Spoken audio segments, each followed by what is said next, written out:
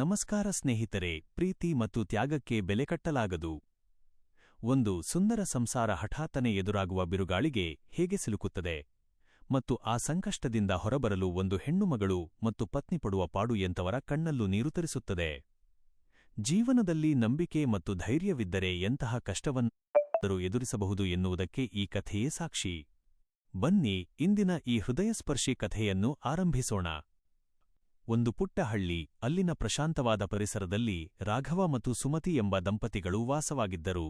ರಾಘವ ಅಪ್ಪಟ ಪ್ರಾಮಾಣಿಕ ಮನುಷ್ಯ, ಎಷ್ಟೇ ಕಷ್ಟ ಬಂದರೂ ಅಧರ್ಮದ ಹಾದಿ ತುಳಿಯದ ವ್ಯಕ್ತಿ. ಅವರಿಗೆ ಇಬ್ಬರು ಮಕ್ಕಳು, ಹಿರಿಯ ಮಗಳು ಅನನ್ಯ ಮತ್ತು ಕಿರಿಯ ಮಗ ಚಿನ್ಮಯ್. ಅನನ್ಯ ಪಟ್ಟಣದಲ್ಲಿ ಇಂಜಿನಿಯರಿಂಗ್ ಓದುತ್ತಿದ್ದಳು. ಅವಳೇ ಆ ಕುಟುಂಬದ ಭವಿಷ್ಯದ ಆಶಾಕಿರಣವಾಗಿದ್ದಳು. ರಾಘವನಿಗೆ ತನ್ನ ಮಗಳು ದೊಡ್ಡ ಅಧಿಕಾರಿಯಾಗಬೇಕೆಂಬ ಹಂಬಲ. ಅದಕ್ಕಾಗಿ ಅವನು ಹಗಲಿರುಳು ಗಾಣದ ಎತ್ತಿನಂತೆ ದುಡಿಯುತ್ತಿದ್ದನು. ಒಂದು ಶುಕ್ರವಾರದ ಬೆಳಿಗ್ಗೆ, ಸೂರ್ಯ ಇನ್ನೂ ಪೂರ್ತಿ ಮೇಲೆ ಬಂದಿರಲಿಲ್ಲ. ಸುಮತಿ ಮನೆಯ ಮುಂದೆ ಗುಡಿಸಿ ನೀರು ಹಾಕುತ್ತಿದ್ದಳು. ಒಳಗಿನಿಂದ ರಾಘವ ಗಡಿಬಿಡಿಯಿಂದ ತಯಾರಾಗಿ ಬಂದನು. ಸುಮತಿ ಅವನ ಮುಖ ನೋಡಿ ಸ್ವಲ್ಪ ಗಾಬರಿಯಾದಳು. ರಾಘವನ ಕಣ್ಣುಗಳು ಕೆಂಪಾಗಿದ್ದವು, ಮುಖದಲ್ಲಿ ವಿಪರೀತ ಆಯಾಸ ಎದ್ದು ಕಾಣುತ್ತಿತ್ತು. ನಿಲ್ಲಿ, ಇವತ್ತು ಯಾಕೋ ನೀವು ತುಂಬಾ ಸುಸ್ತಾಗಿ ಕಾಣುತ್ತಿದ್ದೀರಾ. ಇವತ್ತು ಒಂದು ದಿನ ಕೆಲಸಕ್ಕೆ ಹೋಗುವುದು ಬೇಡ, ಮನೆಯಲ್ಲೇ ಆರಾಮಾಗಿ ಇರಿ. ಬೇಕಾದರೆ ಪಕ್ಕದ ಮನೆಯವರ ಹತ್ತಿರ ಹೇಳಿ ಸ್ವಲ್ಪ ಕಷಾಯ ಮಾಡಿಕೊಡ್ತೀನಿ ಎಂದು ಸುಮತಿ ಕಳವಳದಿಂದ ಹೇಳಿದಳು. ರಾಘವ ಒಂದು ಸಣ್ಣ ನಗು, ಸುಮತಿ, ನಿನಗೆ ಗೊತ್ತಿಲ್ಲವೇ? ಮುಂದಿನ ವಾರ ಅನನ್ಯಳ ಕಾಲೇಜಿನ ಸೆಮಿಸ್ಟರ್ ಫೀಸ್ ಕಟ್ಟಲು ಕೊನೆಯ ದಿನಾಂಕ. ನಾನು ಇವತ್ತು ಮತ್ತು ನಾಳೆ ಓವರ್ ಟೈಮ್ ಕೆಲಸ ಮಾಡಿದರೆ ಮಾತ್ರ ಆ ಹಣ ಹೊಂದಿಸಲು ಸಾಧ್ಯ. ನನ್ನ ಸುಸ್ತು ಮುಖ್ಯವಲ್ಲ ಸುಮತಿ, ಮಗಳ ಓದು ಮುಖ್ಯ. ಅವಳು ಇಂಜಿನಿಯರ್ ಆದರೆ ನಮ್ಮೆಲ್ಲ ಕಷ್ಟಗಳು ದೂರವಾಗುತ್ತವೆ ಎಂದು ಸಮಾಧಾನಪಡಿಸಿದನು. ಅಷ್ಟರಲ್ಲಿ ಚಿನ್ಮಯ್ ಎದ್ದು ಬಂದು ಅಪ್ಪನ ಕಾಲು ಹಿಡಿದುಕೊಂಡನು. ಅಪ್ಪ, ಇವತ್ತು ಬರುವಾಗ ನನಗೆ ಹೊಸ ಸ್ಕೂಲ್ ಬ್ಯಾಗ್ ತರ್ತೀನಿ ಅಂತ ಹೇಳಿದ್ದೀರಲ್ಲ, ಮರೆಯಬೇಡಿ ಎಂದು ಮುಗ್ಧವಾಗಿ ಕೇಳಿದನು. ರಾಘವ ಅವನನ್ನು ಎತ್ತಿ ಮುದ್ದಾಡಿ, ಖಂಡಿತ ಕಂದ, ಅಪ್ಪ ನಿನಗೆ ಚೆಂದದ ಬ್ಯಾಗ್ ತರುತ್ತಾನೆ. ನೀನು ಚೆನ್ನಾಗಿ ಓದಬೇಕು ಅಷ್ಟೇ ಎಂದು ಹೇಳಿ ಬರಿಗಾಲಿನಲ್ಲೇ ಕೆಲಸಕ್ಕೆ ಹೊರಟನು. ಸುಮತಿ ಅವನು ಹೋಗುವುದನ್ನೇ ದಾರಿ ನೋಡಿ ನಿಂತಿದ್ದಳು. ಅವಳ ಮನಸ್ಸಿನಲ್ಲಿ ಯಾವುದೋ ಕೆಟ್ಟ ಶಕುನದ ಭಯ ಕಾಡುತ್ತಿತ್ತು. ಮಧ್ಯಾಹ್ನದ ಸಮಯ, ಬಿಸಿಲು ಮೈ ಸುಡುತ್ತಿತ್ತು. ರಾಘವ ನಗರದ ಗೋದಾಮಿನಲ್ಲಿ ಸಿಮೆಂಟ್ ಮೂಟೆಗಳನ್ನು ಹೊರುವ ಕೆಲಸ ಮಾಡುತ್ತಿದ್ದನು. ಒಂದೊಂದು ಮೂಟೆಯೂ ಅವನ ದೈಹಿಕ ಶಕ್ತಿಗಿಂತ ಭಾರವಾಗಿತ್ತು. ಆದರೂ ಮಗಳ ಫೀಸ್ ಮತ್ತು ಮಗನ ಬ್ಯಾಗ್ ಅವನ ಕಣ್ಣ ಮುಂದೆ ಸುಳಿಯುತ್ತಿತ್ತು. 5ನೇ ಮೂಟೆಯನ್ನು ಬೆನ್ನ ಮೇಲೆ ಹಾಕಿಕೊಂಡಾಗ ಅವನಿಗೆ ಬೆನ್ನುಮೂಳೆಯಲ್ಲಿ ತೀವ್ರವಾದ ನೋವು ಕಾಣಿಸಿಕೊಂಡಿತು. ತಲೆ ಸುತ್ತಿದಂತಾಯಿತು. ಅವನು ಗೋಡೆಯನ್ನು ಹಿಡಿದು ನಿಲ್ಲಲು ಪ್ರಯತ್ನಿಸಿದನು, ಆದರೆ ಸಾಧ್ಯವಾಗಲಿಲ್ಲ. ದೊಪ್ಪನೆ ಕೆಳಗೆ ಬಿದ್ದ ರಾಘವ ಪ್ರಜ್ಞೆ ಕಳೆದುಕೊಂಡನು. ಅವನ ಮೂಗಿನಿಂದ ರಕ್ತದ ಧಾರೆ ಹರಿಯತೊಡಗಿತು. ಸುತ್ತಮುತ್ತಲ ಕಾರ್ಮಿಕರೂ ಓಡಿಬಂದು ಅವನನ್ನು ಎಬ್ಬಿಸಲು ಪ್ರಯತ್ನಿಸಿದರು. ರಾಘವ, ಕಣ್ಣು ಬಿಡು ಎಂದು ಕೂಗಿದರು. ಆದರೆ ರಾಘವನಿಂದ ಯಾವುದೇ ಪ್ರತಿಕ್ರಿಯೆ ಇರಲಿಲ್ಲ. ಕೂಡಲೇ ಅವನನ್ನು ಹಳ್ಳಿಯ ಪ್ರಾಥಮಿಕ ಚಿಕಿತ್ಸಾ ಕೇಂದ್ರಕ್ಕೆ ಸಾಗಿಸಲಾಯಿತು. ವಿಷಯ ತಿಳಿದ ಸುಮತಿ ಎದೆಯೊಡೆದು ಅಳುತ್ತಾ ಆಸ್ಪತ್ರೆಗೆ ಓಡಿಬಂದಳು. ಚಿನ್ಮಯ್ ಏನೂ ತಿಳಿಯದೆ ತಾಯಿಯ ಸೀರೆ ಹಿಡಿದು ಅಳುತ್ತಿದ್ದನು. ವೈದ್ಯರು ರಾಘವನನ್ನು ಪರೀಕ್ಷಿಸಿ ಮುಖ ಗಂಟಿಕ್ಕಿಕೊಂಡರು. ಸುಮತಿಯವರೇ, ರಾಘವನ ಸ್ಥಿತಿ ತುಂಬಾ ಗಂಭೀರವಾಗಿದೆ. ಇವರ ಕಿಡ್ನಿಗಳ ಮೇಲೆ ವಿಪರೀತ ಒತ್ತಡ ಬಿದ್ದಿದೆ. ತಕ್ಷಣ ಇವರನ್ನು ನಗರದ ಮಲ್ಟಿಸ್ಪೆಷಾಲಿಟಿ ಆಸ್ಪತ್ರೆಗೆ ಸೇರಿಸಬೇಕು. 1 ನಿಮಿಷ ತಡ ಮಾಡಿದರೂ ಪ್ರಾಣಕ್ಕೆ ಅಪಾಯವಿದೆ ಎಂದು ಎಚ್ಚರಿಸಿದರು. ಸುಮತಿಯ ಕೈಯಲ್ಲಿ ಬಿಡಿಗಾಸೂ ಇರಲಿಲ್ಲ. ಆದರೂ ಮುತ್ತೈದೆ ಭಾಗ್ಯ ಉಳಿಸಿಕೊಳ್ಳಲು ಅವಳು ತನ್ನ ಕುತ್ತಿಗೆಯಲ್ಲಿದ್ದ ತಾಳಿಸರವನ್ನು ಬಿಟ್ಟು ಉಳಿದ ಸಣ್ಣ ಚೈನನ್ನು ಅಡವಿಟ್ಟು ಆಂಬ್ಯುಲೆನ್ಸ್ ಬಾಡಿಗೆ ಹೊಂದಿಸಿದಳು. ನಗರದತ್ತ ಸಾಗುವ ದಾರಿಯಲ್ಲಿ ಸುಮತಿ ಅಪ್ಪನ ಎದೆಯ ಮೇಲೆ ಕೈ ಇಟ್ಟು ಬೇಡಿಕೊಳ್ಳುತ್ತಿದ್ದಳು. ದೇವರೇ, ನನ್ನ ಗಂಡನಿಗೆ ಏನೂ ಮಾಡಬೇಡ. ಅವರು ಇಲ್ಲದಿದ್ದರೆ ಈ ಮಕ್ಕಳ ಗತಿ ಏನು ಎಂದು ಬಿಕ್ಕಿ ಬಿಕ್ಕಿ ಅಳುತ್ತಿದ್ದಳು. ನಗರದ ಆಸ್ಪತ್ರೆ ತಲುಪಿದಾಗ ರಾಘವನನ್ನು ತುರ್ತು ಚಿಕಿತ್ಸಾ ಘಟಕಕ್ಕೆ ಐಸಿಯು ದಾಖಲಿಸಲಾಯಿತು. ಕೆಲವು ಗಂಟೆಗಳ ನಂತರ ವೈದ್ಯರು ವರದಿಯೊಂದಿಗೆ ಹೊರಬಂದರು. ಸುಮತಿ ನಡುಗುವ ಕೈಗಳಿಂದ ವೈದ್ಯರ ಹತ್ತಿರ ಹೋದಳು. ವೈದ್ಯರು ಹೇಳಿದ ಆ ಮಾತುಗಳು ಸುಮತಿಯ ಪಾಲಿಗೆ ಸಿಡಿಲು ಬಡಿದಂತಿದ್ದವು. ನೋಡಿ ಸುಮತಿ, ನಾವು ಎಷ್ಟು ಪ್ರಯತ್ನಿಸಿದರೂ ಪ್ರಯೋಜನವಾಗುತ್ತಿಲ್ಲ. ರಾಘವನ 2 ಕಿಡ್ನಿಗಳು 90% ಕೆಟ್ಟುಹೋಗಿವೆ. ಇವರನ್ನು ಉಳಿಸಿಕೊಳ್ಳಬೇಕೆಂದರೆ ತಕ್ಷಣ ಕಿಡ್ನಿ ಕಸಿ ಟ್ರಾನ್ಸ್ಪ್ಲಾಂಟ್ ಮಾಡಬೇಕು. ಇದಕ್ಕೆ ಕನಿಷ್ಠ 10 ಲಕ್ಷ ರೂಪಾಯಿ ಖರ್ಚಾಗುತ್ತದೆ. ಅಷ್ಟು ಹಣ ಮತ್ತು ಕಿಡ್ನಿ ದಾನಿ ಸಿಗದಿದ್ದರೆ ನಾವು ಏನೂ ಮಾಡಲಾಗದು. ಈ ಮಾತು ಕೇಳಿದ ಸುಮತಿ ಅಲ್ಲೇ ಕುಸಿದು ಬಿದ್ದಳು. ಒಬ್ಬ ಸಾಮಾನ್ಯ ಕೂಲಿ ಕಾರ್ಮಿಕನ ಕುಟುಂಬಕ್ಕೆ 10 ಲಕ್ಷ ರೂಪಾಯಿ ಅಂದರೆ ಅದು ಬೆಟ್ಟದಷ್ಟು ದೊಡ್ಡ ಮೊತ್ತ. ಆ ಕತ್ತಲೆಯ ರಾತ್ರಿಯಲ್ಲಿ ಸುಮತಿ ಆಸ್ಪತ್ರೆಯ ಪಡಸಾಲೆಯಲ್ಲಿ ಒಬ್ಬಂಟಿಯಾಗಿ ಕುಳಿತು ಕಣ್ಣೀರು ಹಾಕುತ್ತಿದ್ದಳು. ಅವಳಿಗೆ ಗೊತ್ತಿರಲಿಲ್ಲ, ಬೆಳಿಗ್ಗೆ ಸುಖವಾಗಿದ್ದ ಅವಳ ಸಂಸಾರ ಸಂಜೆಯಷ್ಟರಲ್ಲಿ ಹೀಗೆ ಸ್ಮಶಾನ ಮೌನಕ್ಕೆ ಜಾರುತ್ತದೆ ಎಂದು.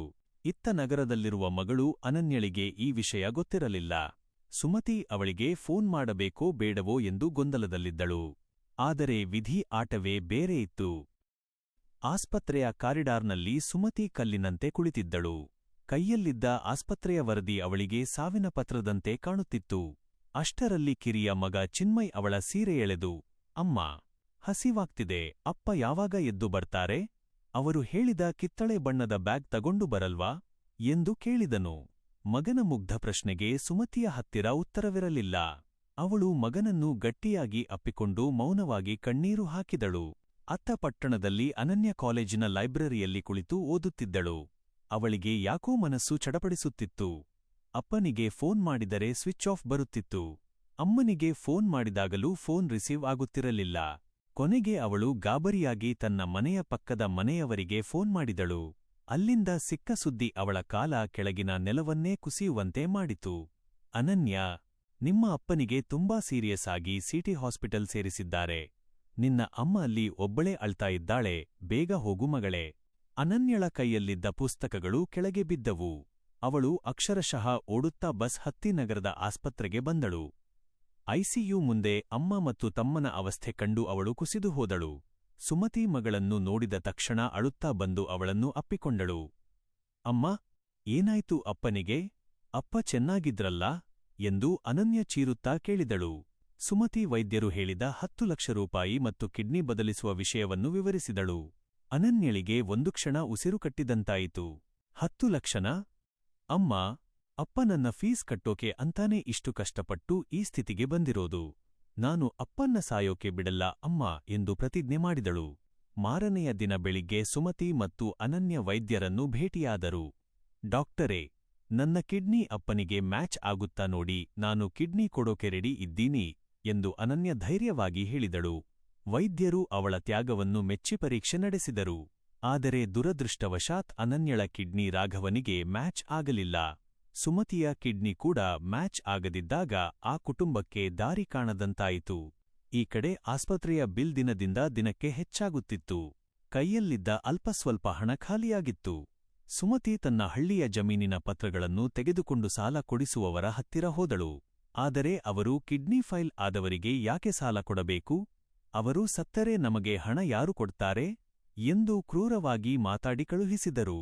ಸಂಬಂಧಿಕರೆಲ್ಲರೂ ಸಹಾಯ ಮಾಡುವುದಿರಲಿ, ಫೋನ್ ಕೂಡ ರಿಸೀವ್ ಮಾಡುತ್ತಿರಲಿಲ್ಲ. ಅನನ್ಯಳಿಗೆ ಈಗ ತನ್ನ ಓದು ಮುಖ್ಯವೆನಿಸಲಿಲ್ಲ. ಅವಳು ತಾಯಿಗೆ ಧೈರ್ಯ ಹೇಳಿ, ಅಮ್ಮ, ನೀನು ಅಪ್ಪನ ಜೊತೆ ಇರು, ನಾನು ಏನಾದರೂ ಮಾಡಿ ಹಣ ಹೊಂದಿಸುತ್ತೇನೆ ಎಂದು ಹೊರಬಂದಳು. ಅವಳು ನಗರದ ಪ್ರತಿಯೊಂದು ಬೀದಿಯಲ್ಲಿ ಕೆಲಸಕ್ಕಾಗಿ ಹುಡುಕಿದಳು. ಕೊನೆಗೆ ಒಂದು ದೊಡ್ಡ ಹೋಟೆಲ್ನಲ್ಲಿ ಸಪ್ಲೈಯರ್ ಆಗಿ ಕೆಲಸಕ್ಕೆ ಸೇರಿದಳು. ಹಗಲು ಆಸ್ಪತ್ರೆಯಲ್ಲಿ ಸೇವೆ, ರಾತ್ರಿ ಹೋಟೆಲ್ನಲ್ಲಿ ಕೆಲಸ. ಅನನ್ಯಳ ಜೀವನ ನರಕವಾಗಿತ್ತು. ಒಂದು ರಾತ್ರಿ ಹೋಟೆಲ್ನಲ್ಲಿ ಕೆಲಸ ಮಾಡುತ್ತಿರುವಾಗ ಅನನ್ಯಳಿಗೆ ವಿಪರೀತ ಸುಸ್ತಾಗಿ ಅಲ್ಲಿಯೇ ಪ್ರಜ್ಞೆ ತಪ್ಪಿಬಿದ್ದಳು. ಅಲ್ಲಿನ ಹೋಟೆಲ್ ಮ್ಯಾನೇಜರ್ ಅವಳನ್ನು ಎಬ್ಬಿಸಿ, ಏನಮ್ಮ ಇದು? ಈ ಚಿಕ್ಕ ವಯಸ್ಸಿನಲ್ಲಿ ಯಾಕೆ ಇಷ್ಟು ಕಷ್ಟಪಡ್ತಿದ್ದೀಯಾ ಎಂದು ಕೇಳಿದರು. ಅನನ್ಯ ಅಳುತ್ತಾ ತನ್ನ ಅಪ್ಪನ ಪರಿಸ್ಥಿತಿಯನ್ನು ವಿವರಿಸಿದಳು. ಆ ಮ್ಯಾನೇಜರ್ ಒಬ್ಬ ಒಳ್ಳೆಯ ಮನುಷ್ಯನಾಗಿದ್ದರೂ ಅಷ್ಟು ದೊಡ್ಡ ಮೊತ್ತದ ಹಣ ಅವನ ಹತ್ತಿರವೂ ಇರಲಿಲ್ಲ. ಅತ್ತ ಆಸ್ಪತ್ರೆಯಲ್ಲಿ ರಾಘವನ ಸ್ಥಿತಿ ಗಂಟೆಗೊಮ್ಮೆ ಕ್ಷೀಣಿಸುತ್ತಿತ್ತು. ವೈದ್ಯರು ಸುಮತಿಗೆ ಅಂತಿಮ ಎಚ್ಚರಿಕೆ ನೀಡಿದರು. ಇನ್ನು 48 ಗಂಟೆಗಳಲ್ಲಿ ಕಿಡ್ನಿ ಮತ್ತು ಹಣದ ವ್ಯವಸ್ಥೆ ಆಗದಿದ್ದರೆ ನಾವು ಏನೂ ಮಾಡಲಾಗದು. ಸುಮತಿ ಆಸ್ಪತ್ರೆಯ ದೇವರ ಕೋಣೆಯ ಮುಂದೆ ತಲೆ ಚಚ್ಚಿಕೊಳ್ಳುತ್ತಾ ಬೇಡಿಕೊಂಡಳು. ದೇವರೇ, ನನ್ನ ಮುತ್ತೈದೆ ಭಾಗ್ಯ ಕಿತ್ತುಕೊಳ್ಳಬೇಡ. ನನ್ನ ಮಕ್ಕಳನ್ನು ಅನಾಥ ಮಾಡಬೇಡ. ಸಮಯ ಕಳೆದು ಹೋಗುತ್ತಿತ್ತು. ಆ ಕತ್ತಲೆಯ ರಾತ್ರಿಯಲ್ಲಿ ಸುಮತಿಗೆ ಒಂದು ಫೋನ್ ಕರೆ ಬಂತು. ಅದು ಆಸ್ಪತ್ರೆಯ ನರ್ಸ್ ಮಾಡಿದ್ದ ಕರೆ. ಸುಮತಿಯವರೇ, ಬೇಗ ಆಸ್ಪತ್ರೆಗೆ ಬನ್ನಿ, ಒಬ್ಬ ದಾನಿ ಸಿಕ್ಕಿದ್ದಾರೆ ಅನಿಸುತ್ತಿದೆ. ಈ ಮಾತು ಕೇಳಿದ ಸುಮತಿಯ ಕಣ್ಣಲ್ಲಿ ಹೊಸ ಭರವಸೆ ಮೂಡಿತು. ನರ್ಸ್ ನೀಡಿದ ಆ ಒಂದು ಕರೆ ಸುಮತಿಯ ಪಾಲಿಗೆ ಸತ್ತ ಮೇಲೆ ಮರುಜನ್ಮ ಸಿಕ್ಕಂತಾಗಿತ್ತು. ಅವಳು ಗಾಬರಿಯಿಂದಲೇ ಮಗ ಚಿನ್ಮಯ್ ಕೈ ಹಿಡಿದುಕೊಂಡು ವೈದ್ಯರ ಕೊಠಡಿಯತ್ತ ಓಡಿದಳು. ದಾರಿಯಲ್ಲಿ ಅವಳ ಕಾಲುಗಳು ನಡುಗುತ್ತಿದ್ದವು, ಎದೆಯ ಬಡಿತ ಜೋರಾಗಿತ್ತು. ದೇವರೇ, ನೀನು ಕೈಬಿಡಲಿಲ್ಲ ಅಂದುಕೊಳ್ತೀನಿ ಎಂದು ಪ್ರಾರ್ಥಿಸುತ್ತಾ ವೈದ್ಯರ ರೂಮ್ ಒಳಗೆ ಹೋದಳು. ಅಲ್ಲಿ ವೈದ್ಯರ ಎದುರು ಒಬ್ಬ ವಯಸ್ಸಾದ ವೃದ್ಧರು ಕುಳಿತಿದ್ದರು. ಅವರ ಕಣ್ಣುಗಳು ಅತ್ತು ಕೆಂಪಾಗಿದ್ದವು, ಮುಖದಲ್ಲಿ ಯಾವುದೋ ಒಂದು ದೊಡ್ಡ ಆಘಾತದ ಮೌನವಿತ್ತು. ವೈದ್ಯರು ಸುಮತಿಯನ್ನು ನೋಡಿ, ಸುಮತಿಯವರೇ, ಇವರನ್ನು ನೋಡಿ. ಇವರು ಸದಾಶಿವಪ್ಪ ಅಂತ. ಇವರ ಮಗನಿಗೆ ಮಧ್ಯಾಹ್ನ ವಿಪರೀತ ಅಪಘಾತವಾಗಿತ್ತು. ನಾವು ಎಷ್ಟೇ ಪ್ರಯತ್ನಪಟ್ಟರೂ ಅವನನ್ನು ಉಳಿಸಿಕೊಳ್ಳಲು ಸಾಧ್ಯವಾಗಲಿಲ್ಲ. ಈಗಷ್ಟೇ ವೈದ್ಯಕೀಯವಾಗಿ ಅವನು ಬ್ರೈನ್ ಡೆಡ್ ಆಗಿದ್ದಾನೆ ಎಂದು ಘೋಷಿಸಿದ್ದೇವೆ. ಈ ದುಃಖದ ನಡುವೆಯೂ ಈ ತಂದೆ ತನ್ನ ಮಗನ ಅಂಗಾಂಗಗಳನ್ನು ದಾನ ಮಾಡಲು ಮುಂದೆ ಬಂದಿದ್ದಾರೆ. ಅದೃಷ್ಟವಶಾತ್ ಅವರ ಮಗನ ಕಿಡ್ನಿ ನಿಮ್ಮ ಯಜಮಾನರಿಗೆ 100ಕ್ಕೆ 100ರಷ್ಟು ಹೊಂದಾಣಿಕೆಯಾಗುತ್ತಿದೆ ಎಂದರು. ಸುಮತಿಗೆ ಏನೂ ಮಾಡಬೇಕೆಂದು ತೋಚಲಿಲ್ಲ. ಒಂದು ಕಡೆ ತನ್ನ ಗಂಡನಿಗೆ ಜೀವದಾನ ಸಿಗುತ್ತಿದೆ ಎಂಬ ಸಂತೋಷ, ಇನ್ನೊಂದು ಕಡೆ ಮಗನನ್ನು ಕಳೆದುಕೊಂಡ ಆ ತಂದೆಯ ನೋವು. ಅವಳು ತಕ್ಷಣವೇ ಸದಾಶಿವಪ್ಪನವರ ಕಾಲಿಗೆ ಬಿದ್ದು ಅಳತೊಡಗಿದಳು. ಅಯ್ಯ, ನಿಮ್ಮ ಮಗನನ್ನು ಕಳೆದುಕೊಂಡ ದುಃಖದಲ್ಲೂ ನನ್ನ ಮುತ್ತೈದೆ ಭಾಗ್ಯ ಉಳಿಸಲು ದೇವರಿಗಿಂತ ಮಿಗಿಲಾಗಿ ಬಂದಿದ್ದೀರಾ. ನಿಮ್ಮ ಈ ಉಪಕಾರವನ್ನು ನಾನು 7 ಜನ್ಮ ಎತ್ತಿದರೂ ತೀರಿಸಲು ಸಾಧ್ಯವಿಲ್ಲ ಎಂದು ಬಿಕ್ಕಿ ಬಿಕ್ಕಿ ಅಳುತ್ತಾ ಅವರ ಪಾದಗಳನ್ನು ತನ್ನ ಕಣ್ಣೀರಲ್ಲೇ ತೊಳೆದಳು. ಸದಾಶಿವಪ್ಪನವರು ಸುಮತಿಯನ್ನು ಎಬ್ಬಿಸಿ, ಅಮ್ಮ, ನನ್ನ ಮಗ ಇನ್ನೂ ಬರಲ್ಲ ಅನ್ನೋದು ನನಗೆ ಗೊತ್ತು. ಆದರೆ ಅವನು ಸತ್ತ ಮೇಲೆ ಮಣ್ಣಾಗುವ ಬದಲು ನಿನ್ನ ಗಂಡನ ರೂಪದಲ್ಲಿ ಈ ಲೋಕದಲ್ಲಿ ಉಸಿರಾಡ್ತಾನೆ ಅಂದ್ರೆ ಅದಕ್ಕಿಂತ ಪುಣ್ಯ ನನಗೆ ಇನ್ನೊಂದಿಲ್ಲ. ನಿನ್ನ ಮಕ್ಕಳು ಅನಾಥರಾಗಬಾರದು ಮಗಳೇ, ಬೇಗ ಆಪರೇಷನ್ ಮಾಡಿಸಿ ಎಂದು ಗದ್ಗದಿತ ದನಿಯಲ್ಲಿ ಹೇಳಿದರು. ಆದರೆ ಪರಿಸ್ಥಿತಿ ಅಂದುಕೊಂಡಷ್ಟು ಸುಲಭವಾಗಿರಲಿಲ್ಲ. ಕಿಡ್ನಿ ದಾನಿ ಸಿಕ್ಕಿದರೂ ವೈದ್ಯರು ಇನ್ನೊಂದು ಕಠೋರ ವಾಸ್ತವವನ್ನು ಮುಂದಿಟ್ಟರು. ಸುಮತಿಯವರೇ, ಕಿಡ್ನಿ ಸಿಕ್ಕಿದೆ ನಿಜ, ಆದರೆ ಶಸ್ತ್ರಚಿಕಿತ್ಸೆಯ ಪ್ರಕ್ರಿಯೆ ಆರಂಭಿಸಲು ನೀವು ಈಗಲೇ 3 ಲಕ್ಷ ರೂಪಾಯಿಗಳನ್ನು ಮುಂಗಡವಾಗಿ ಪಾವತಿಸಬೇಕು. ಆಪರೇಷನ್ ಥಿಯೇಟರ್ಗೆ ಬೇಕಾದ ಔಷಧಿಗಳು ಮತ್ತು ವಿಶೇಷ ಉಪಕರಣಗಳಿಗಾಗಿ ಈ ಹಣ ತಕ್ಷಣ ಬೇಕು. ನಮ್ಮ ಹತ್ತಿರ ಸಮಯ ತುಂಬಾ ಕಡಿಮೆ ಇದೆ ಎಂದರು. ಸುಮತಿಯ ಮುಖ ಮತ್ತೆ ಬಾಡಿಹೋಯಿತು. ಅತ್ತ ಹೋಟೆಲ್ನಲ್ಲಿ ಕೆಲಸ ಮಾಡುತ್ತಿದ್ದ ಅನನ್ಯಳಿಗೆ ಸುಮತಿ ಫೋನ್ ಮಾಡಿದಳು. ಅನನ್ಯ ಹೋಟೆಲ್ ಮ್ಯಾನೇಜರ್ ಹತ್ತಿರ ಹೋಗಿ ಕಾಲು ಹಿಡಿದು ಬೇಡಿಕೊಂಡಳು. ಸರ್, ಅಪ್ಪನಿಗೆ ಕಿಡ್ನಿ ಸಿಕ್ಕಿದೆ, ಆದರೆ ಈಗಲೇ 3 ಲಕ್ಷ ಹಣ ಬೇಕಂತೆ. ದಯವಿಟ್ಟು ನನಗೆ ಸಹಾಯ ಮಾಡಿ ಸರ್. ನನ್ನ ಜೀವನ ಪೂರ್ತಿ ನಿಮ್ಮ ಹೋಟೆಲ್ನಲ್ಲಿ ಸಂಬಳವಿಲ್ಲದೆ ಕೆಲಸ ಮಾಡ್ತೀನಿ ಎಂದು ಅತ್ತಳು. ಮ್ಯಾನೇಜರ್ ತನ್ನಲ್ಲಿದ್ದ 50,000 ರೂಪಾಯಿಗಳನ್ನು ತಂದುಕೊಟ್ಟರು. ಆದರೆ ಉಳಿದ 2,50,000 ಎಲ್ಲಿಂದ ಬರಬೇಕು? ಅನನ್ಯ ಹತಾಶಳಾಗಿ ನಗರದ ಬೀದಿಯಲ್ಲಿ ಓಡುತ್ತಿದ್ದಳು. ಮಳೆ ಸುರಿಯುತ್ತಿತ್ತು. ರಸ್ತೆಯಲ್ಲಿ ಯಾರೂ ಅವಳಿಗೆ ಸಹಾಯ ಮಾಡುವವರಿರಲಿಲ್ಲ. ಅವಳು ತಾನು ಓದುತ್ತಿದ್ದ ಕಾಲೇಜಿನ ಪ್ರಿನ್ಸಿಪಾಲ್ ಅವರಿಗೆ ಫೋನ್ ಮಾಡಿ ವಿಷಯ ತಿಳಿಸಿದಳು. ಅಷ್ಟರಲ್ಲಿ ಆಸ್ಪತ್ರೆಯಲ್ಲಿ ರಾಘವನ ಸ್ಥಿತಿ ವಿಪರೀತ ಕ್ಷೀಣಿಸತೊಡಗಿತು. ವೈದ್ಯರು ಇನ್ನೂ 1 ಗಂಟೆಯಲ್ಲಿ ಹಣ ಹೊಂದಿಸದಿದ್ದರೆ ದಾನಿಯಾಗಿ ಬಂದ ಕಿಡ್ನಿ ಕೂಡ ವ್ಯರ್ಥವಾಗುತ್ತದೆ ಎಂದು ಎಚ್ಚರಿಸಿದರು. ಸುಮತಿ ಆಸ್ಪತ್ರೆಯ ದೇವರ ಕೋಣೆಯ ಮುಂದೆ ತಲೆ ಚಚ್ಚಿಕೊಳ್ಳುತ್ತಾ ಕೂಗುತ್ತಿದ್ದಳು. ದೇವರೇ, ದಾರಿ ತೋರಿಸಿದವನು ದಡ ಸೇರಿಸಲ್ವಾ? ದಾನಿ ಸಿಕ್ಕಿದ ಮೇಲೆ ಹಣ ಇಲ್ಲದೆ ನನ್ನ ಗಂಡ ಪ್ರಾಣ ಬಿಡಬೇಕಾ? ನನ್ನ ತಾಳಿಯನ್ನು ಕಣ್ಣಾರೆ ಕಿತ್ತುಕೊಳ್ಳಬೇಡಪ್ಪ ಎಂದು ಗೋಳಾಡುತ್ತಿದ್ದಳು. ಅಷ್ಟರಲ್ಲಿ ಆಸ್ಪತ್ರೆಯ ಗೇಟ್ ಮುಂದೆ ಒಂದು ಕಾರು ಬಂದು ನಿಂತಿತು. ಅಲ್ಲಿಗೆ ಬಂದ ಆ ಕಾರಿನಿಂದ ಇಳಿದಿದ್ದು ಬೇರೆ ಯಾರೂ ಅಲ್ಲ, ಅನನ್ಯಳ ಕಾಲೇಜಿನ ಪ್ರಿನ್ಸಿಪಾಲ್ ಮತ್ತು ಹೋಟೆಲ್ ಮಾಲೀಕರು. ಆ ಕಾರಿನಿಂದ ಇಳಿಯುತ್ತಿದ್ದಂತೆ ಅವರ ಕೈಯಲ್ಲಿ ಒಂದು ಬ್ಯಾಗಿತ್ತು. ಅನನ್ಯಳ ಪ್ರಿನ್ಸಿಪಾಲ್ ಓಡಿ ಬಂದು ಸುಮತಿಯನ್ನು ಸಮಾಧಾನಪಡಿಸಿದರು. ಅಮ್ಮಾ, ಅಳಬೇಡಿ. ಅನನ್ಯ ನಮ್ಮ ಕಾಲೇಜಿನ ಹೆಮ್ಮೆ. ಅವಳ ಕಷ್ಟ ನಮಗೆ ತಿಳಿದ ತಕ್ಷಣ ನಾವು ಸುಮ್ಮನೆ ಕೂರಲು ಸಾಧ್ಯವಾಗಲಿಲ್ಲ. ಕಾಲೇಜಿನ ಪ್ರತಿಯೊಬ್ಬ ವಿದ್ಯಾರ್ಥಿ ಮತ್ತು ಶಿಕ್ಷಕರು ತಮಗೆ ಸಾಧ್ಯವಾದಷ್ಟು ಹಣವನ್ನು ಕೂಡಿಸಿದ್ದಾರೆ. ಹೋಟೆಲ್ ಮಾಲೀಕರು ಕೂಡ ದೊಡ್ಡ ಮೊತ್ತದ ಸಹಾಯ ಮಾಡಿದ್ದಾರೆ. ಇಲ್ಲಿದೆ ನೋಡಿ ಹಣ ಎಂದು ವೈದ್ಯರ ಮುಂದೆ ಆ 3 ಲಕ್ಷ ರೂಪಾಯಿಗಳನ್ನು ಇಟ್ಟರು. ಸುಮತಿಯ ಕಣ್ಣುಗಳಲ್ಲಿ ಕೃತಜ್ಞತೆಯ ಕಣ್ಣೀರು ಹರಿಯಿತು. ವೈದ್ಯರು ತಕ್ಷಣವೇ ಶಸ್ತ್ರಚಿಕಿತ್ಸೆಯ ಪ್ರಕ್ರಿಯೆಯನ್ನು ಆರಂಭಿಸಿದರು. ರಾಘವನನ್ನು ಆಪರೇಷನ್ ಥಿಯೇಟರ್ಗೆ ಕರೆದೊಯ್ಯುವಾಗ ಚಿನ್ಮಯ್ ಅವನ ಕೈ ಹಿಡಿದು, ಅಪ್ಪ, ನೀನು ಆಪರೇಷನ್ ಆದಮೇಲೆ ಬರ್ತೀಯಾ ಅಲ್ವಾ? ನೀನು ಹೇಳಿದ ಕಿತ್ತಳೆ ಬಣ್ಣದ ಬ್ಯಾಗ್ ನಾವು ಇವತ್ತೇ ತರೋಣ ಅಪ್ಪ ಎಂದು ಮುಗ್ಧವಾಗಿ ಹೇಳಿದನು. ರಾಘವ ಮಸುಕಾದ ಕಣ್ಣುಗಳಿಂದ ಮಗನನ್ನು ನೋಡಿ ಸಣ್ಣದಾಗಿ ನಗಲು ಪ್ರಯತ್ನಿಸಿದನು. ಅದು ಒಂದು ಸಂಕಟದ ನಡುವಿನ ನಗು. ಹಣದ ವ್ಯವಸ್ಥೆಯಾಗುತ್ತಿದ್ದಂತೆ ವೈದ್ಯರು ಒಂದು ಕ್ಷಣವೂ ತಡಮಾಡದೆ ರಾಘವನನ್ನು ಆಪರೇಷನ್ ಥಿಯೇಟರ್ಗೆ ಕರೆದೊಯ್ಯಲು ಸಿದ್ಧತೆ ನಡೆಸಿದರು. ಸ್ಟ್ರೆಚರ್ ಮೇಲೆ ಮಲಗಿದ್ದ ರಾಘವ ಇನ್ನೂ ಅರೆಪ್ರಜ್ಞಾವಸ್ಥೆಯಲ್ಲಿದ್ದನು. ಸುಮತಿ ಅವನ ಕೈ ಹಿಡಿದು ಅಳುತ್ತಾ ಥಿಯೇಟರ್ನ ಬಾಗಿಲವರೆಗೂ ಹೋದಳು. ರೀ, ಎದೆಗುಂದಬೇಡಿ, ನಾವೆಲ್ಲ ಇಲ್ಲೇ ಇದ್ದೀವಿ. ದೇವರು ನಿಮ್ಮನ್ನ ಕಾಪಾಡ್ತಾನೆ ಎಂದು ಬಿಕ್ಕಳಿಸುತ್ತಾ ಹೇಳಿದಳು. ರಾಘವನ ಕಣ್ಣಿನ ತುದಿಯಿಂದ ಒಂದು ಹನಿ ನೀರು ಕೆನ್ನೆ ಮೇಲೆ ಜಾರಿತು. ಅದು ತನ್ನ ಕುಟುಂಬ ಪಡುತ್ತಿರುವ ಕಷ್ಟವನ್ನು ಕಂಡು ಉಂಟಾದ ನೋವಿನ ಹನಿಯೋ ಅಥವಾ ಅವರ ಪ್ರೀತಿಯನ್ನು ಕಂಡು ಉಂಟಾದ ಧನ್ಯತೆಯ ಹನಿಯೋ ತಿಳಿಯದಾಗಿತ್ತು. ಥಿಯೇಟರ್ನ ಕೆಂಪು ದೀಪ ಬೆಳಗಿತು. ಸುಮತಿ, ಅನನ್ಯ ಮತ್ತು ಚಿನ್ಮಯ್ ಆಸ್ಪತ್ರೆಯ ತಣ್ಣನೆಯ ಬೆಂಚಿನ ಮೇಲೆ ಸಾಲಾಗಿ ಕುಳಿತಿದ್ದರು. ಆಪರೇಷನ್ ಥಿಯೇಟರ್ನ ಹೊರಗಿನ ಮೌನ ಅತೀವ ಭಯವನ್ನು ಉಂಟುಮಾಡುತ್ತಿತ್ತು. ಚಿನ್ಮಯ್ ತಾಯಿಯ ಮಡಿಲಲ್ಲಿ ತಲೆ ಇಟ್ಟುಕೊಂಡು, ಅಮ್ಮ, ಅಪ್ಪನಿಗೆ ಸೂಜಿ ಚುಚ್ಚುತ್ತಾರಾ? ಅಪ್ಪ ಅಳ್ತಾರಾ ಅಮ್ಮ? ಎಂದು ಕೇಳಿದನು. ಮಗನ ಮುಗ್ಧತೆಗೆ ಸುಮತಿ ಏನೂ ಹೇಳಲಾಗದೆ ಅವನ ತಲೆ ಸವರುತ್ತಾ ಮೌನವಾಗಿದ್ದಳು. ಅನನ್ಯಳ ಸ್ಥಿತಿ ದಯನೀಯವಾಗಿತ್ತು. ಇಡೀ ದಿನ ನಗರದ ಬೀದಿಯಲ್ಲಿ ಅಪ್ಪನಿಗಾಗಿ ಹಣ ಹೊಂದಿಸಲು ಅಲೆದಾಡಿ ಅವಳ ಪಾದಗಳು ಬಾತು ಹೋಗಿದ್ದವು. ಹಸಿವು, ಆಯಾಸ ಎಲ್ಲವನ್ನೂ ಮರೆತು ಅವಳು ಕೇವಲ ಥಿಯೇಟರ್ನ ಬಾಗಿಲನ್ನೇ ನೋಡುತ್ತಿದ್ದಳು. ಅರ್ಧ ಗಂಟೆಯ ನಂತರ ನರ್ಸ್ ಒಬ್ಬರು ಹೊರಗೆ ಬಂದು, ರೋಗಿಗೆ ಬಿ ಪಾಸಿಟಿವ್ ರಕ್ತದ ಅವಶ್ಯಕತೆ ಇದೆ, ತಕ್ಷಣ ಯಾರು ಕೊಡ್ತೀರಾ? ಎಂದು ಕೇಳಿದರು. ಅನನ್ಯ ತಕ್ಷಣವೇ ಎದ್ದು ನಿಂತಳು. ನನ್ನದು ಬಿ ಪಾಸಿಟಿವ್ ರಕ್ತ ಡಾಕ್ಟರೇ, ನಾನೇ ಕೊಡ್ತೀನಿ ಎಂದು ಮುಂದೆ ಬಂದಳು. ಅವಳು ತುಂಬಾ ಸುಸ್ತಾಗಿದ್ದಾಳೆ ಎಂದು ಸುಮತಿ ತಡೆಯಲು ಬಂದರೂ ಅನನ್ಯ ಕೇಳಲಿಲ್ಲ. ಅಮ್ಮ, ನನ್ನ ದೇಹದ ರಕ್ತ ಅಪ್ಪನ ಜೀವ ಉಳಿಸುತ್ತೆ ಅಂದ್ರೆ ಅದಕ್ಕಿಂತ ಪುಣ್ಯ ಏನಿದೆ? ನನಗೆ ಏನೂ ಆಗಲ್ಲ ಎಂದು ಹೇಳಿ ರಕ್ತದಾನ ಮಾಡಲು ಹೋದಳು. ರಕ್ತದಾನ ಮಾಡಿ ಹೊರಬಂದಾಗ ಅವಳ ಮುಖ ಬಿಳಿಚಿಕೊಂಡಿತ್ತು. ಆದರೆ ಕಣ್ಣುಗಳಲ್ಲಿ ಅಪ್ಪನನ್ನು ಉಳಿಸಿಕೊಂಡೆ ಎಂಬ ಗೆಲುವಿನ ಕಳೆ ಇತ್ತು. ಸಮಯ ಕಳೆಯುತ್ತಿತ್ತು. 1 ಗಂಟೆ, 2 ಗಂಟೆ, 5 ಗಂಟೆಗಳಾದರೂ ವೈದ್ಯರು ಹೊರಬರಲಿಲ್ಲ. ಆಪರೇಷನ್ ಥಿಯೇಟರ್ನ ಹೊರಗೆ ವೈದ್ಯರು ಮತ್ತು ನರ್ಸ್ಗಳು ಓಡಾಡುತ್ತಿರುವುದು ಗಾಜಿನ ಮೂಲಕ ಮಸುಕಾಗಿ ಕಾಣುತ್ತಿತ್ತು. ಸುಮತಿ ಮನಸ್ಸಿನಲ್ಲಿ ಸದಾಶಿವಪ್ಪನವರ ಬಗ್ಗೆಯೇ ಯೋಚಿಸುತ್ತಿದ್ದಳು. ತನ್ನ ಮಗನನ್ನು ಕಳೆದುಕೊಂಡ ಆ ಪುಣ್ಯಾತ್ಮ ನಮಕ್ಕಾಗಿ ದೇವದೂತನಂತೆ ಬಂದಿದ್ದಾರೆ.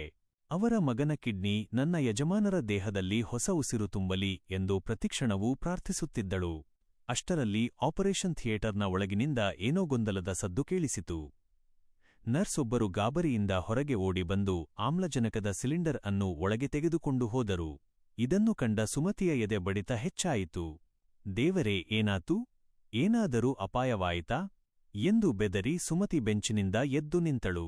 ಅನನ್ಯ ಕೂಡ ಗಾಬರಿಯಿಂದ ದೇವರಿಗೆ ಕೈ ಮುಗಿಯುತ್ತಾ, ನನ್ನ ಅಪ್ಪನನ್ನು ನಮಗೆ ವಾಪಸ್ ಕೊಡು ತಂದೆ ಎಂದು ಬೇಡಿಕೊಂಡಳು. ಆಸ್ಪತ್ರೆಯ ಆ ಕಾರಿಡಾರ್ನಲ್ಲಿ ಮೌನ ಮತ್ತು ಆತಂಕ ಮುಗಿಲು ಮುಟ್ಟಿತು. ಸತತ 6 ಗಂಟೆಗಳ ನಂತರ ಶಸ್ತ್ರಚಿಕಿತ್ಸೆ ಮುಗಿಯುವ ಲಕ್ಷಣಗಳು ಕಂಡವು. ವೈದ್ಯರು ತಮ್ಮ ಕೈಗವಸುಗಳನ್ನು ಕಳಚಿ ಹೊರಬಂದರು.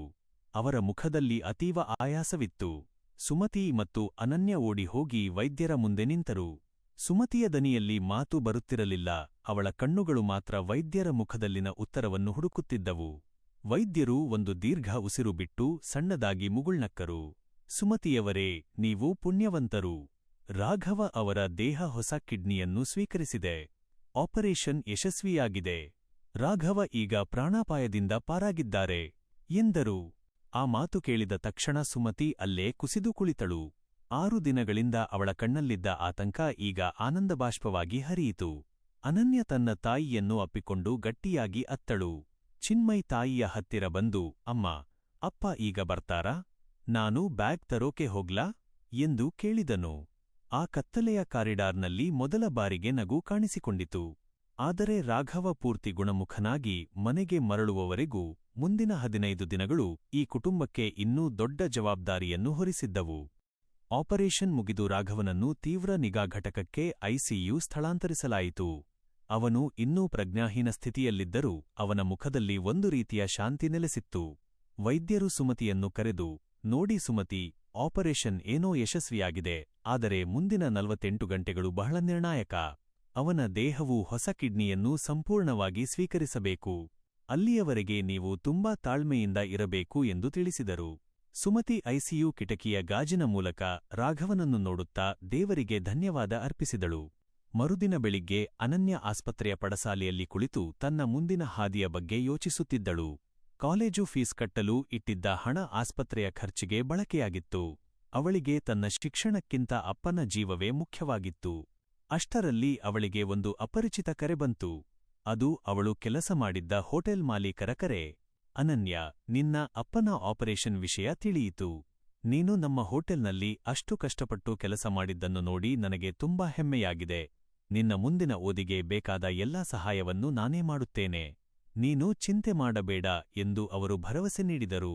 ಅನನ್ಯಳ ಕಣ್ಣಲ್ಲಿ ಕೃತಜ್ಞತೆಯ ನೀರು ಜಿನುಗಿತು. 3ನೇ ದಿನ ರಾಘವ ಮೆಲ್ಲಗೆ ಕಣ್ಣು ಬಿಟ್ಟನು. ಅವನ ಎದುರಿಗೆ ಸುಮತಿ ಮತ್ತು ಮಕ್ಕಳು ನಿಂತಿದ್ದರು. ರಾಘವನಿಗೆ ಮಾತನಾಡಲು ಶಕ್ತಿಯಿರಲಿಲ್ಲ, ಆದರೆ ಅವನು ಮೆಲ್ಲಗೆ ಸುಮತಿಯ ಕೈ ಹಿಡಿದು ಒತ್ತಿದನು. ಆ ಸಣ್ಣ ಸ್ಪರ್ಶದಲ್ಲಿ ಸಾವಿರಾರು ಮಾತುಗಳಿದ್ದವು. ಚಿನ್ಮಯ್ ಓಡಿ ಬಂದು, ಅಪ್ಪ, ನಾನು ಬ್ಯಾಗ್ ತಂದಿದ್ದೀನಿ ನೋಡು ಎಂದು ಅನನ್ಯ ತಂದುಕೊಟ್ಟಿದ್ದ ಕಿತ್ತಳೆ ಬಣ್ಣದ ಸ್ಕೂಲ್ ಬ್ಯಾಗನ್ನು ತೋರಿಸಿದನು. ಅದನ್ನು ಕಂಡು ರಾಘವನ ಕಣ್ಣಾಲಿಗಳು ತುಂಬಿ ಬಂದವು. ಕಷ್ಟದ ಕಾರ್ಮೋಡಗಳು ಕರಗಿ ಆ ಕುಟುಂಬದಲ್ಲಿ ಮತ್ತೆ ಭರವಸೆಯ ಸೂರ್ಯ ಉದಯಿಸುತ್ತಿದ್ದನು. ಆಸ್ಪತ್ರೆಯಿಂದ ಡಿಸ್ಚಾರ್ಜ್ ಆಗುವ ದಿನ ಹತ್ತಿರ ಬಂದಿತ್ತು. ಸುಮತಿ ಆಸ್ಪತ್ರೆಯ ಬಿಲ್ ಪಾವತಿಸಲು ಹೋದಾಗ ಅಲ್ಲಿ ಮತ್ತೊಂದು ಅಚ್ಚರಿ ಕಾದಿತ್ತು. ಸದಾಶಿವಪ್ಪನವರು, ಅಂದರೆ ಕಿಡ್ನಿ ದಾನ ಮಾಡಿದ ಪುಣ್ಯಾತ್ಮರು, ಶಸ್ತ್ರಚಿಕಿತ್ಸೆಯ ಬಹುಪಾಲು ವೆಚ್ಚವನ್ನು ತಾವೇ ಭರಿಸಿದ್ದರು.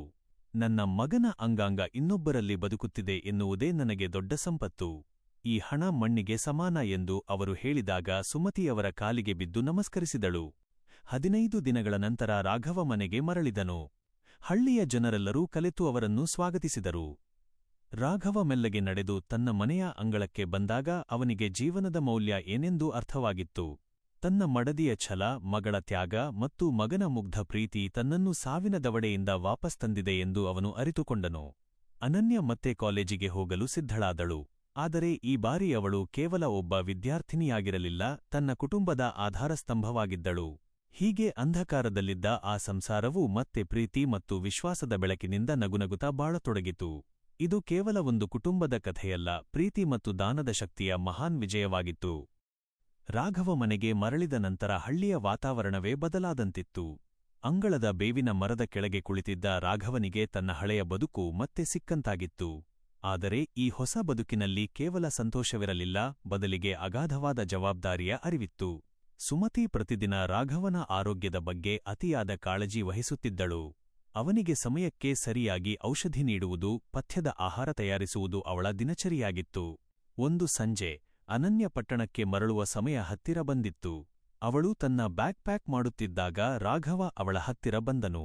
ಮಗಳ ಕೈ ಹಿಡಿದು ಗದ್ಗದಿತ ದನಿಯಲ್ಲಿ, ಅನನ್ಯ, ನನ್ನ ಪ್ರಾಣ ಉಳಿಸಲು ನೀನು ಮಾಡಿದ ಸಾಹಸ, ಆ ಹೋಟೆಲ್ನಲ್ಲಿ ನೀನು ಪಟ್ಟ ಕಷ್ಟ, ಇದೆಲ್ಲವನ್ನೂ ನೆನೆದರೆ ನನಗೆ ಹೆಮ್ಮೆ ಅನ್ಸುತ್ತೆ ಮಗಳೇ.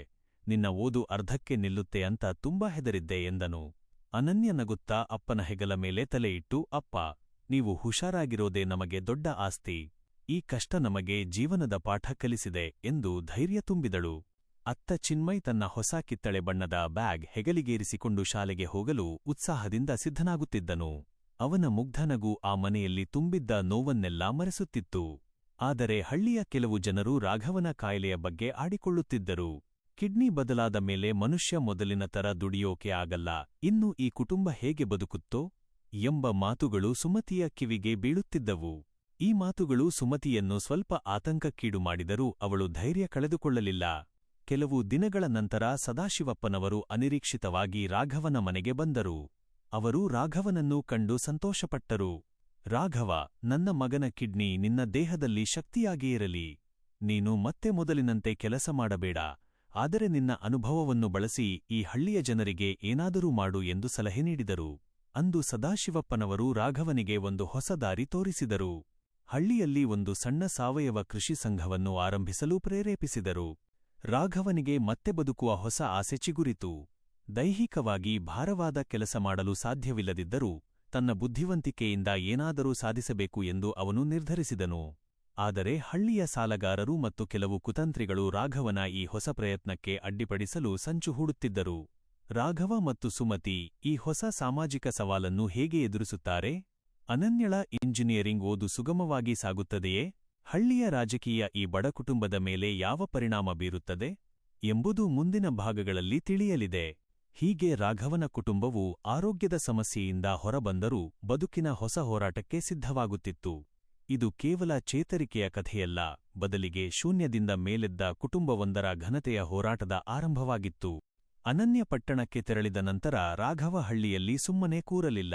ಸದಾಶಿವಪ್ಪನವರು ಕೊಟ್ಟ ಆಲೋಚನೆಯಂತೆ ಹಳ್ಳಿಯ ಸಣ್ಣ ರೈತರನ್ನು ಒಂದುಗೂಡಿಸಿ ಸಾವಯವ ಕೃಷಿ ಸಂಘವನ್ನು ಕಟ್ಟುವುದು ಅಷ್ಟು ಸುಲಭವಾಗಿರಲಿಲ್ಲ.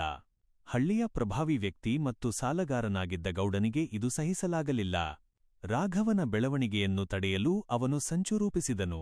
ನೋಡಪ್ಪ ರಾಘವ, ನೀನು ಕಿಡ್ನಿ ಬದಲಿಸಿಕೊಂಡು ಬಂದಿರೋನು ಮನೆಯಲ್ಲಿ ಆರಾಮಾಗಿ ಇರೋದು ಬಿಟ್ಟು ಈ ಸಂಘಗಿಂಘ ಅಂತ ಹಳ್ಳಿಯವರನ್ನು ಯಾಕೆ ದಾರಿ ತಪ್ಪಿಸುತ್ತೀಯಾ ಎಂದು ಗೌಡ ಎಲ್ಲರ ಮುಂದೆ ಹೀಯಾಳಿಸಿದನು. ಆದರೆ ರಾಘವ ಎದೆಗುಂದಲಿಲ್ಲ. ಗೌಡ್ರೆ, ನಾನು ಸತ್ತೇ ಹೋಗಿದ್ದೆ, ಈಗ ಸಿಕ್ಕಿರೋದು ಮರುಜನ್ಮ. ಈ ಜೀವಹಳ್ಳಿಯ ಬಡ ರೈತರ ಪರವಾಗಿ ಕೆಲಸ ಮಾಡಲಿ ಅಂತ ನಿರ್ಧರಿಸಿದ್ದೀನಿ ಎಂದು ಧೈರ್ಯವಾಗಿ ಉತ್ತರಿಸಿದನು. ರಾಘವನ ಈ ನಿರ್ಧಾರಕ್ಕೆ ಸುಮತಿ ಬೆನ್ನೆಲುಬಾಗಿ ನಿಂತಳು. ಅವಳು ಹಳ್ಳಿಯ ಹೆಣ್ಣುಮಕ್ಕಳನ್ನು ಒಟ್ಟುಗೂಡಿಸಿ ಮನೆಯಲ್ಲೇ ತಯಾರಿಸಿದ ಸಾವಯವ ಗೊಬ್ಬರ ಮತ್ತು ಮನೆಮದ್ದುಗಳ ಬಗ್ಗೆ ಅರಿವು ಮೂಡಿಸಿದಳು.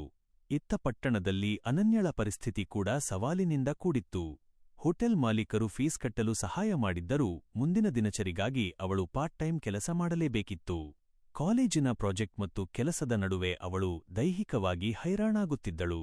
ಒಂದು ದಿನ ರಾಘವ ಕಟ್ಟಿದ ಸಂಘದ ಗೋದಾಮಿಗೆ ಯಾರೋ ಕಿಡಿಗೇಡಿಗಳು ಬೆಂಕಿ ಹಾಕಿದರು. ರೈತರು ಶೇಖರಿಸಿಟ್ಟಿದ್ದ ಎಲ್ಲಾ ಬೀಜಗಳು ಮತ್ತು ಗೊಬ್ಬರ ಸುಟ್ಟು ಭಸ್ಮವಾಯಿತು. ರಾಘವನ ಇಡೀ ವರ್ಷದ ಶ್ರಮ ಬೂದಿಯಾಗಿತ್ತು.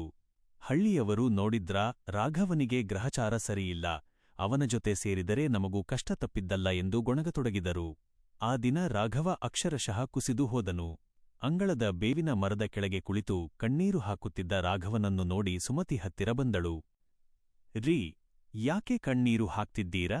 ಆಸ್ಪತ್ರೆಯಲ್ಲಿದ್ದಾಗ ಸಾವು ಕಣ್ಣ ಮುಂದೆ ಇದ್ದರೂ ನಾವು ಹೆದರಲಿಲ್ಲ, ಈಗ ಈ ಸಣ್ಣ ನಷ್ಟಕ್ಕೆ ಹೆದರುತ್ತೀರಾ? ನಾವು ಮತ್ತೆ ಎಲ್ಲವನ್ನೂ ಮೊದಲಿನಿಂದ ಕಟ್ಟೋಣ ಎಂದು ಧೈರ್ಯದ ಮಾತುಗಳನ್ನಾಡಿದಳು. ಸುಮತಿಯ ಈ ಮಾತು ರಾಘವನಿಗೆ ಹೊಸ ಚೈತನ್ಯ ನೀಡಿತು. ಮರುದಿನವೇ ರಾಘವ ಪ್ರತಿ ರೈತನ ಮನೆಗೆ ಹೋಗಿ, ನನ್ನಿಂದ ನಿಮಗಾದ ನಷ್ಟವನ್ನು ನಾನು ತೀರಿಸುತ್ತೇನೆ, ಆದರೆ ದಯವಿಟ್ಟು ಸಂಘವನ್ನು ಮಾತ್ರ ಬಿಡಬೇಡಿ ಎಂದು ಕೈಮುಗಿದು ಬೇಡಿಕೊಂಡನು. ಅತ್ತ ಪಟ್ಟಣದಲ್ಲಿ ಅನನ್ಯಳಿಗೆ ಒಂದು ದೊಡ್ಡ ಅವಕಾಶ ಸಿಕ್ಕಿತು.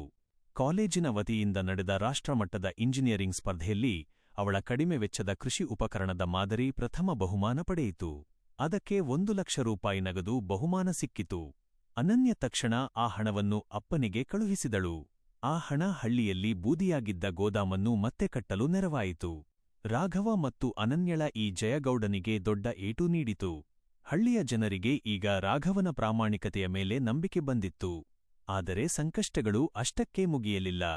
ಗೌಡ ಈಗ ರಾಘವನ ಆರೋಗ್ಯದ ಬಗ್ಗೆ ಊರ ತುಂಬ ಇಲ್ಲಸಲ್ಲದ ಸುಳ್ಳು ಸುದ್ದಿ ಹರಡಲು ಶುರುಮಾಡಿದನು. ಕಿಡ್ನಿ ಬದಲಾದವರು ಹೆಚ್ಚು ಕಾಲ ಬದುಕಲ್ಲ, ಅವರ ಮನೆಯಲ್ಲಿ ಕೆಲಸ ಮಾಡುವುದು ಅಶುಭ ಎಂದು ಜನರ ಮನಸ್ಸು ಕೆಡಿಸಲು ಯತ್ನಿಸಿದನು. ಗೌಡನ ಕುತಂತ್ರದ ಮಾತುಗಳು ಹಳ್ಳಿಯ ತುಂಬ ಹರಡುತ್ತಿದ್ದಂತೆ ರಾಘವನ ಮನೆಯ ಮುಂದೆ ಸುಳಿಯಲು ಜನರು ಹಿಂದೇಟು ಹಾಕತೊಡಗಿದರು. ಹಳ್ಳಿಯ ಹಾಲಿನ ಡೈರಿಯಲ್ಲಿ, ಬಸ್ ಸ್ಟ್ಯಾಂಡ್ನಲ್ಲಿ ಎಲ್ಲೇ ಹೋದರೂ ರಾಘವನ ಆರೋಗ್ಯದ ಬಗ್ಗೆ ಅಪಸ್ವರಗಳು ಕೇಳಿಬರುತ್ತಿದ್ದವು. ಅವನ ದೇಹದಲ್ಲೇ ಜೀವ ಇಲ್ಲ, ಇನ್ನು ನಮ್ಮ ಭೂಮಿಗೆ ಜೀವ ತುಂಬುತ್ತಾನಂತೆ ಎಂದು ಗೌಡನ ಹಿಂಬಾಲಕರು ಅಣಕಿಸುತ್ತಿದ್ದರು. ರಾಘವನ ಸಂಘದಲ್ಲಿದ್ದ 10 ರೈತರಲ್ಲಿ 5 ಗೌಡನ ಬೆದರಿಕೆಗೆ ಹೆದರಿ ಸಂಘವನ್ನು ಬಿಟ್ಟರು. ಅತ್ತ ಶಾಲೆಯಲ್ಲಿ ಚಿನ್ಮಯ್ ಕೂಡ ಸಂಕಷ್ಟ ಅನುಭವಿಸುತ್ತಿದ್ದನು. ನಿಮ್ಮಪ್ಪನಿಗೆ ಬೇರೆಯವರ ಕಿಡ್ನಿ ಹಾಕಿದ್ದಾರಂತೆ, ನಿಮ್ಮಪ್ಪ ದೆವ್ವತರ ಆಗ್ತಾನಂತೆ ಎಂದು ಸಹಪಾಠಿಗಳು ಚುಚ್ಚುತ್ತಿದ್ದರು. ಅಳುತ್ತಾ ಮನೆಗೆ ಬಂದ ಚಿನ್ಮಯ್ನನ್ನು ಸುಮತಿ ಹತ್ತಿರ ಕರೆದಳು. ಕಂದ, ಸತ್ತ ಮೇಲೆಯೂ ಮತ್ತೊಬ್ಬರಿಗೆ ಜೀವ ಕೊಡೋದು ದೇವರಿಗೆ ಸಮಾನ. ಆ ಸದಾಶಿವಪ್ಪನವರ ಮಗ ನಮ್ಮಪ್ಪನ ರೂಪದಲ್ಲಿ ಬದುಕಿದ್ದಾನೆ ಅನ್ನೋದು ನಮಗೆ ಹೆಮ್ಮೆ ಅಲ್ವಾ ಎಂದು ಹೇಳಿ ಮಗನ ಮನವೊಲಿಸಿದಳು. ಚಿನ್ಮಯ್ ತನ್ನ ಅಕ್ಕನ ಹಾದಿಯನ್ನೇ ಹಿಡಿದು ಅದೇ ವರ್ಷದ ಪ್ರತಿಭಾನ್ವಿತ ವಿದ್ಯಾರ್ಥಿ ಪ್ರಶಸ್ತಿಯನ್ನು ತನ್ನದಾಗಿಸಿಕೊಂಡನು. ಮಗನ ಸಾಧನೆ ರಾಘವನಿಗೆ ಒಂದು ಹೊಸ ಭರವಸೆ ನೀಡಿತು. ರಾಘವ ಈಗ ಸುಮ್ಮನೆ ಕೂರುವವನಲ್ಲ ಎಂದು ನಿರ್ಧರಿಸಿದನು. ಗೌಡನ ಸುಳ್ಳುಗಳನ್ನು ಸುಳ್ಳು ಮಾಡಲೆಂದೇ ಅವನು ಜಿಲ್ಲಾ ಕೃಷಿ ಮೇಳದಲ್ಲಿ ತನ್ನ ಸಂಘದ ಸಾವಯವ ತರಕಾರಿಗಳನ್ನು ಪ್ರದರ್ಶಿಸಲು ಮುಂದಾದನು. ಸುಮತಿ ಹಳ್ಳಿಯ ಉಳಿದ ಹೆಣ್ಣುಮಕ್ಕಳನ್ನು ಒಟ್ಟುಗೂಡಿಸಿ ರಾತ್ರಿ ಹಗಲೆನ್ನದೆ ತರಕಾರಿಗಳನ್ನು ಪ್ಯಾಕ್ ಮಾಡಿದಳು. ಆ ಕೃಷಿ ಮೇಳದಲ್ಲಿ ರಾಘವನ ಸಂಘದ ಉತ್ಪನ್ನಗಳಿಗೆ ಬಂಪರ್ ಬೇಡಿಕೆ ಬಂತು. ನಗರದ ದೊಡ್ಡ ಮಳಿಗೆಯವರು ರಾಘವನ ಜೊತೆ ಒಪ್ಪಂದ ಮಾಡಿಕೊಳ್ಳಲು ಮುಂದೆ ಬಂದರು. ಗೌಡನಿಗೆ ಇದು ಜೀರ್ಣಿಸಿಕೊಳ್ಳಲಾಗಲಿಲ್ಲ. ಅವನು ರಾಘವನ ಸಂಘದ ಮೇಲೆ ಪಂಚಾಯ್ತಿಯಲ್ಲಿ ಗಂಭೀರ ಆರೋಪಗಳನ್ನು ಹೊರಿಸಿದನು. ರಾಘವ ಹಳ್ಳಿಯ ಭೂಮಿಯನ್ನು ಕೆಡಿಸುತ್ತಿದ್ದಾನೆ, ವಿಷಕಾರಿ ಔಷಧಿ ಬಳಸುತ್ತಿದ್ದಾನೆ ಎಂದು ದೂರು ನೀಡಿದನು. ತನಿಖೆಗೆ ಬಂದ ಅಧಿಕಾರಿಗಳು ಮಣ್ಣನ್ನು ಪರೀಕ್ಷಿಸಿದಾಗ ಅಲ್ಲಿ ಕಂಡದ್ದು ಮಣ್ಣಿನ ನೈಜ ಸತ್ವ. ಆ ಮಣ್ಣಿನ ಫಲವತ್ತತೆ ಕಂಡು ಅಧಿಕಾರಿಗಳೇ ಆಶ್ಚರ್ಯಚಕಿತರಾದರು. ಗೌಡನ ಮುಖ ಕಪ್ಪಾಯಿತು. ಸಮಯ ಉರುಳುತ್ತಿತ್ತು. ಅನನ್ಯ ತನ್ನ ಇಂಜಿನಿಯರಿಂಗ್ ಮುಗಿಸಿ ದೊಡ್ಡ ಕಂಪನಿಯೊಂದರಲ್ಲಿ ಕೆಲಸಕ್ಕೆ ಸೇರಿದಳು. ಅವಳು ತನ್ನ ಮೊದಲ ಸಂಬಳವನ್ನು ತೆಗೆದುಕೊಂಡು ನೇರವಾಗಿ ಆಸ್ಪತ್ರೆಯಲ್ಲಿದ್ದ ಆ ಸದಾಶಿವಪ್ಪನವರ ಹತ್ತಿರ ಹೋದಳು. ಅವರನ್ನು ತನ್ನ ಸ್ವಂತ ತಾತನಂತೆ ಕಂಡು ಅವರ ಹೆಸರಿನಲ್ಲೇ ಒಂದು ಅಂಗಾಂಗದಾನ ಅರಿವು ಕೇಂದ್ರವನ್ನು ಹಳ್ಳಿಯಲ್ಲಿ ಆರಂಭಿಸಲು ಅಡಿಪಾಯ ಹಾಕಿದಳು. ಹಳ್ಳಿಯ ಜನರ ಕಣ್ಣು ತೆರೆಸುವ ಸಮಯ ಬಂದಿತ್ತು. ವಿಧಿಯ ಆಟ ವಿಚಿತ್ರವಾಗಿತ್ತು. ಯಾವುದೋ ಒಂದು ರಾತ್ರಿ ಗೌಡನ ಮಗನಿಗೆ ಅಚಾನಕ್ಕಾಗಿ ಲಿವರ್ ಸಮಸ್ಯೆಯಾಗಿ ತುರ್ತು ಚಿಕಿತ್ಸೆ ಬೇಕಾಯಿತು. ಆಗ ಹಳ್ಳಿಯವರು ಯಾರು ಮುಂದೆ ಬರದಿದ್ದಾಗ ರಾಘವ ತನ್ನ ಸಂಘದ ಮೂಲಕ ಹಣದ ವ್ಯವಸ್ಥೆ ಮಾಡಿದ್ದಲ್ಲದೆ ಅಂಗಾಂಗ ದಾನದ ಮಹತ್ವವನ್ನು ವಿವರಿಸಿ ಅವನ ಜೀವ ಉಳಿಸಲು ನೆರವಾದನು. ಗೌಡ ರಾಘವನ ಕಾಲಿಗೆ ಬಿದ್ದು ಕ್ಷಮೆ ಕೇಳಿದನು. ರಾಘವ, ನಾನು ನಿನ್ನನ್ನ ಹೀಯಾಳಿಸಿದೆ, ಆದ್ರೆ ನೀನು ನನ್ನ ಮಗನ ಪ್ರಾಣ ಉಳಿಸಿದೆ. ನಿಜವಾದ ಮನುಷ್ಯತ್ವ ಅಂದ್ರೆ ಏನು ಅಂತ ನನಗೆ ಇವತ್ತು ಗೊತ್ತಾಯ್ತು ಎಂದು ಅತ್ತನು. ದಿನಗಳು ಕಳೆದಂತೆ ರಾಘವನ ಸಂಘವು ಇಡೀ ಜಿಲ್ಲೆಗೆ ಮಾದರಿಯಾಯಿತು. ಅಂಗಳದ ಬೇವಿನ ಮರದ ಕೆಳಗೆ ಕುಳಿತ ರಾಘವ ಈಗ ಮೊದಲಿನ ಹತಾಶ ರಾಘವನಲ್ಲ. ಅವನ ಪಕ್ಕದಲ್ಲಿ ಸುಮತಿ, ದೊಡ್ಡ ಆಫೀಸರ್ ಆಗಿರುವ ಅನನ್ಯ ಮತ್ತು ಸ್ಕೂಲ್ ಬ್ಯಾಗ್ ಹಾಕಿ ನಗುತ್ತಿರುವ ಚಿನ್ಮಯ್ ಇದ್ದರು. ಅನನ್ಯ ಅಪ್ಪನ ಕೈ ಹಿಡಿದು ಹೇಳಿದಳು, ನೋಡಿದ್ರಾ ಅಪ್ಪ, ಅಂದು ಕಿಡ್ನಿ ಇಲ್ಲದೆ ನೀವು ಆಸ್ಪತ್ರೆ ಬೆಡ್ ಮೇಲೆ ಮಲಗಿದ್ದಾಗ ನಾವು ಸೋಲಲಿಲ್ಲ. ಇವತ್ತು ಇಡೀ ಊರು ನಿಮ್ಮನ್ನ ಗೌರವದಿಂದ ನೋಡ್ತಿದೆ. ನಮ್ಮ ಕಷ್ಟಗಳೇ ನಮಗೆ ಶಕ್ತಿಯಾದವು. ರಾಘವ ಮುಗುಳ್ನಕ್ಕೂ ದೂರದ ಹೊಲಗಳ ಕಡೆ ನೋಡಿದನು. ಅಲ್ಲಿ ಹಸಿರು ನಳನಳಿಸುತ್ತಿತ್ತು. ಕಷ್ಟಗಳು ಮನುಷ್ಯನನ್ನು ಕುಗ್ಗಿಸಬಹುದು, ಆದರೆ ಛಲವಿದ್ದರೆ ಅದೇ ಕಷ್ಟಗಳು ಸಾಧನೆಯ ಶಿಖರವನ್ನೇರಿಸುತ್ತವೆ ಎನ್ನುವುದಕ್ಕೆ ಈ ಸಂಸಾರವೇ ಸಾಕ್ಷಿಯಾಯಿತು. ಸ್ನೇಹಿತರೆ, ಈ ಕಥೆಯಲ್ಲಿ ರಾಘವನ ಕುಟುಂಬ ಅನುಭವಿಸಿದ ಕಷ್ಟಗಳು ನಮಗೆ ಒಂದು ದೊಡ್ಡ ಪಾಠ ಕಲಿಸುತ್ತವೆ. ಜೀವನದಲ್ಲಿ ಸಂಕಷ್ಟಗಳು ಬಂದಾಗ ಧೈರ್ಯಗೆಡಬಾರದು ಅನ್ನೋದಕ್ಕೆ ಈ ಸಂಸಾರವೇ ಸಾಕ್ಷಿ. ಇಲ್ಲಿ ಕಿಡ್ನಿ ದಾನ ಮಾಡಿದ ಆ ಸದಾಶಿವಪ್ಪನವರ ಮಗ ಸತ್ತ ಮೇಲೂ ಮತ್ತೊಬ್ಬರ ರೂಪದಲ್ಲಿ ಬದುಕುತ್ತಿದ್ದಾನೆ. ಅಂಗಾಂಗ ದಾನ, ಆರ್ಗನ್ ಡೊನೇಷನ್ ಅನ್ನೋದು ಕೇವಲ ಒಂದು ವೈದ್ಯಕೀಯ ಪ್ರಕ್ರಿಯೆಯಲ್ಲ, ಅದು ಒಬ್ಬ ಮನುಷ್ಯ ಇನ್ನೊಬ್ಬರಿಗೆ ನೀಡಬಹುದಾದ ಅತಿ ದೊಡ್ಡ ಜೀವದಾನ. ನಮ್ಮ ನಂತರವೂ ಈ ಜಗತ್ತಿನಲ್ಲಿ ಬದುಕಿರಲು ಇದು ಒಂದು ಅದ್ಭುತ ಅವಕಾಶ. ಬದುಕಿದ್ದಾಗ ಪ್ರೀತಿಸೋಣ, ಹೋದ ಮೇಲೆ ಜೀವ ನೀಡೋಣ. ಒಂದು ಹೆಣ್ಣಿನ ಛಲ, ಮಕ್ಕಳ ತ್ಯಾಗ ಮತ್ತು ದಾನದ ಶಕ್ತಿಯನ್ನು ಸಾರುವ ಈ ಕಥೆ ನಿಮ್ಮ ಮನಸ್ಸಿಗೆ ತಟ್ಟಿದ್ದರೆ ದಯವಿಟ್ಟು ಈ ವಿಡಿಯೋವನ್ನು ಲೈಕ್ ಮಾಡಿ ಮತ್ತು ನಿಮ್ಮ ಕುಟುಂಬದವರೊಂದಿಗೆ ಶೇರ್ ಮಾಡಿ. ನಿಮ್ಮ ಒಂದು ಶೇರ್ ಮತ್ತೊಬ್ಬರಲ್ಲಿ ಅಂಗಾಂಗ ದಾನದ ಬಗ್ಗೆ ಅರಿವು ಮೂಡಿಸಬಹುದು. ಇಂತಹ ಮತ್ತಷ್ಟು ಹೃದಯಸ್ಪರ್ಶಿ ಕಥೆಗಳು ಮತ್ತು ಆರೋಗ್ಯದ ಕುರಿತಾದ ಉಪಯುಕ್ತ ಮಾಹಿತಿಗಳನ್ನು ತಿಳಿಯಲು ನಮ್ಮ ಫಾರ್ಮಸಿಸ್ಟ್ ಮಾಮ್ ಚಾನಲ್ಗೆ ಈಗಲೇ ಸಬ್ಸ್ಕ್ರೈಬ್ ಆಗಿ ಮತ್ತು ಬೆಲ್ ಐಕಾನ್ ಒತ್ತಿ. ಮುಂದಿನ ಭಾಗದಲ್ಲಿ ಮತ್ತೊಂದು ಸುಂದರ ಕಥೆಯೊಂದಿಗೆ ನಿಮ್ಮನ್ನು ಭೇಟಿಯಾಗುತ್ತೇನೆ. ಅಲ್ಲಿಯವರೆಗೂ ಎಲ್ಲರಿಗೂ ಒಳ್ಳೆದಾಗಲಿ, ಆರೋಗ್ಯವಾಗಿರಿ. ಧನ್ಯವಾದಗಳು.